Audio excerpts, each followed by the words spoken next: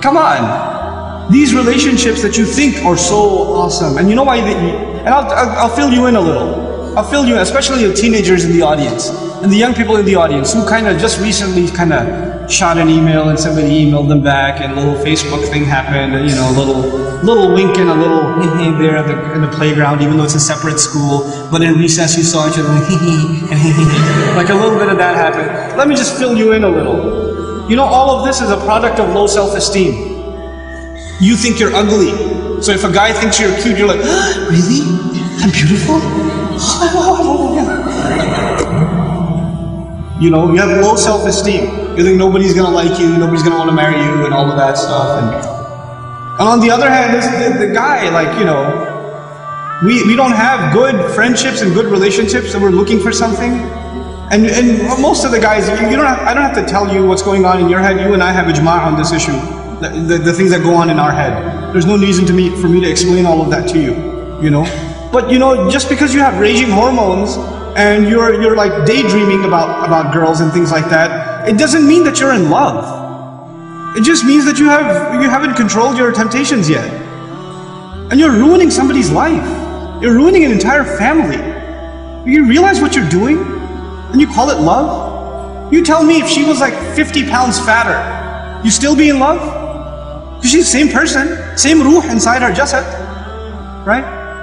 If she was a burn victim or something, if her hand burnt off, or her ear was missing, you still be in love? Or you'd find somebody else to love all of a sudden?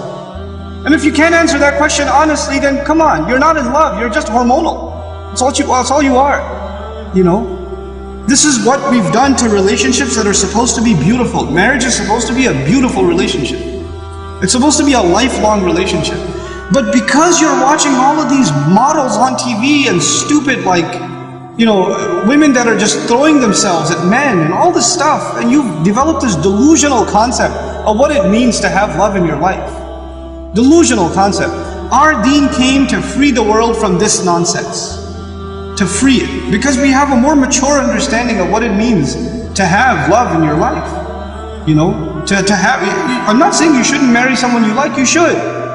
You should be attracted to your future spouse. All of those things are fine, but there's a decency that you have to exhibit before then.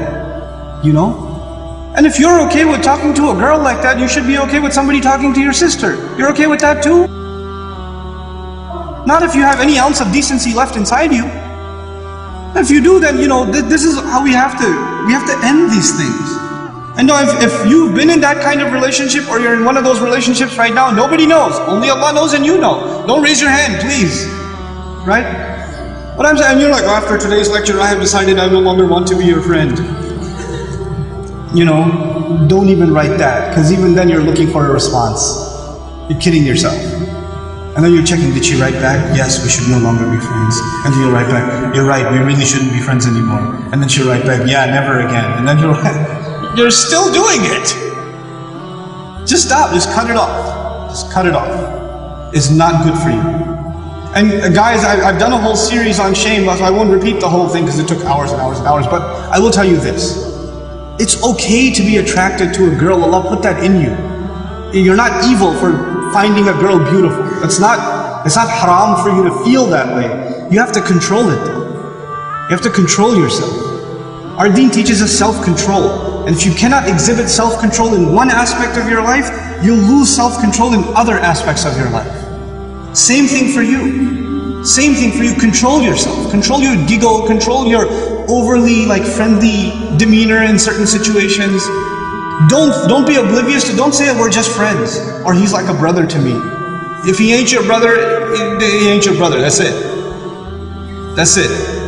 Either he's your brother, you share a mom, or he's not. And that's the end of it.